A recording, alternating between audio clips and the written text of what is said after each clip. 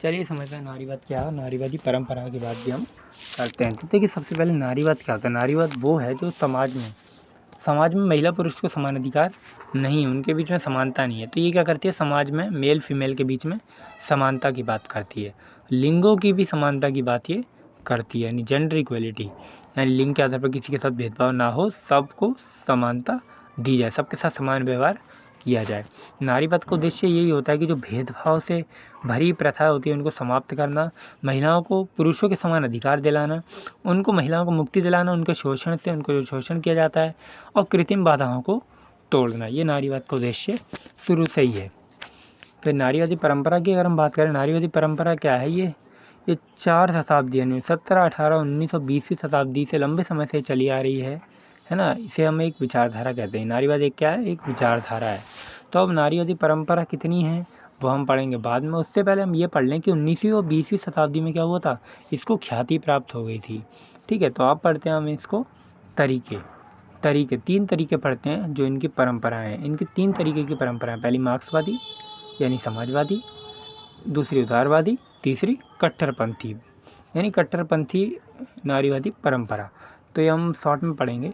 तो मार्क्सवादी नारीवादी के अनुसार क्या कहा जाता है, मार्क्सवादी नारीवादी परंपरा के अनुसार ये कहा गया है कि समाज में जो 2 क्लासेस बनी हुई हैं, अमीर और गरीब, इनके अनुसार महिलाओं को महिला होने का भेदभाव झेलना पड़ता है ना। 2 क्लासेस बनी हुई हैं और महिलाओं को तो भेदभाव झेलना ही पड़ता है। किस वजह से भेदभाव झेलना पड़ता है, क्योंकि वो महिला है ना। और दूसरा, अमीर गरीब की जो सोसाइटी है, इसको क्या करना है, ये ख़त्म करने की बात करती है नारीवादी, है ना। यानी इसको ख़त्म कर दो, ये अमीर गरीब का जो भी किस्सा है ना, ये पूरा ख़त्म कर दो और फिर क्या है, एक नया समाज बनाओ। फिर दूसरा, उदारवादी नारीवादी विचारधारा क्या कहती है, इसके अनुसार ये है, इस परंपरा के अनुसार ये कहा गया कि सोसाइटी में सभी को वोट देने का अधिकार मिलना चाहिए, यानी वोटिंग का अधिकार मिलना चाहिए, और सबको समानता मिलनी चाहिए, पुरुष और स्त्री को ऐसा बंदोबस्त करो, और महिला पुरुष में भेदभाव नहीं होना चाहिए, है ना। उनको संविधान के अंदर इक्वलिटी यानी कि समानता, स्वतंत्रता, समानता और न्याय और अधिकार, ये उन्हें मिलने चाहिए संविधान के अंदर। और ये देखेगा कौन, ये कानून को देखना चाहिए कि भाई किसी के साथ ये भेदभाव तो नहीं हो रहा, क्या किसी को समानता मिल रही है या नहीं, किसी को स्वतंत्रता है कि नहीं, किसी को न्याय मिल रहा है कि नहीं, किसी को राइट्स है कि नहीं, उसके अधिकारों का हनन तो नहीं हो रहा। ये सब कानून देखेगा ताकि भेदभाव ना हो सके। ये कहती है हमारी उदारवादी नारीवादी परंपरा। फिर आती है हमारी कट्टरपंथी नारीवादी परंपरा। इसके अनुसार क्या होता है, इसके अनुसार इनका तो ये है भाई कि खून खराबा कर देंगे, हमारे अनुसार सोसाइटी नहीं हुई तो खून खराबे पर भी उतर आएंगे। यानी कट्टरपंथी जो नारीवादी है ना, वो खून खराबे पर उतर आते हैं अगर उनके अनुसार सोसाइटी नहीं चलती, यानी समाज नहीं चलता। वो तो केवल विचार देते हैं ये ऊपर वाले, लेकिन ये सीधे खून खराबे पर।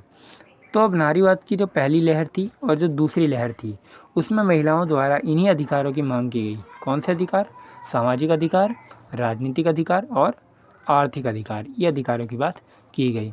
अब ऐसे ही चलकर जब महिलाओं ने इक्वलिटी की बात की तो उनको नई नारीवादी विचार परंपरा का नाम दिया गया।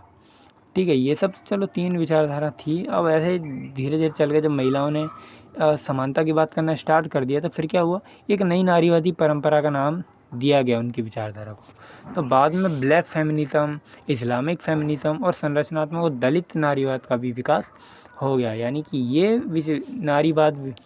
विचारधारा बाद में आई। पहले आई थी नारीवादी विचारधारा, फिर आ गई काली नारीवादी विचारधारा, इस्लामिक नारीवादी विचारधारा, फिर संरचनात्मक दलित नारीवादी विचारधारा, यानी विचारधारा फिर आती चली गई। अब देखिए आज ये परंपराएं बहुत हैं, बहुत नारीवादी परंपराएं हैं, लाइक ब्लैक नारीवाद, इस्लामी नारीवाद, आधुनिक नारीवाद, संरचनावादी नारीवाद और दलित नारीवाद, ये आज हैं। ठीक है, तो इस तरीके से हमारे क्वेश्चन समाप्त होता है। तो सबसे पहले फिर से एक बार पढ़ लेते हैं। पहला नारीवाद क्या कहता है, यानी मार्क्सवादी नारीवाद ये है कि भाई महिलाओं का जो शोषण झेलना पड़ता है, महिलाओं को, है ना, भेदभाव, क्या महिला होने के नाते कि वो महिला है इसलिए उसके साथ भेदभाव झेलना है उसको। अमीर गरीब की क्लासेस बटी हुई हैं, ठीक है, अमीर गरीब की सोसाइटी है, इसको ख़त्म करना चाहिए अमीर गरीब का अंतर, है ना, और नया समझ बनाना चाहिए। उदारवादी नारीवादी ये कहती है वोटिंग का राइट्स दो, है ना, महिला पुरुष के साथ भेदभाव ना, उनको समानता दो, है ना, संविधान के अंदर उनको इक्वालिटी दो, उनको न्याय दो, उनको अधिकार दो। ठीक है, और कानून का ध्यान रखे, किसी के साथ भेदभाव ना हो। फिर कट्टरपंथी नारीवादी ने ये कहा कि खून खराबे पुत्र आएंगे, हमारी विचारधारा को मान लो।